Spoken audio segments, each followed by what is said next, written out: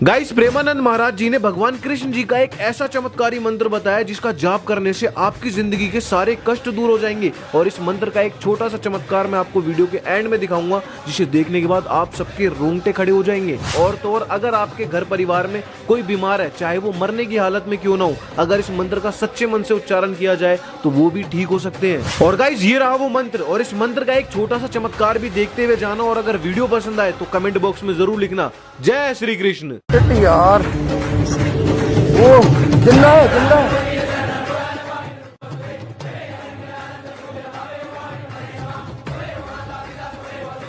कृष्णाय वासुदेवाय हरे परमात्मने प्रणतः क्लेशनाशाय गोविंदाय नमो नमः। कृष्णाय वासुदेवाय हरे परमात्मने प्रणतः क्लेशनाशाय गोविंदाय नमो नमः।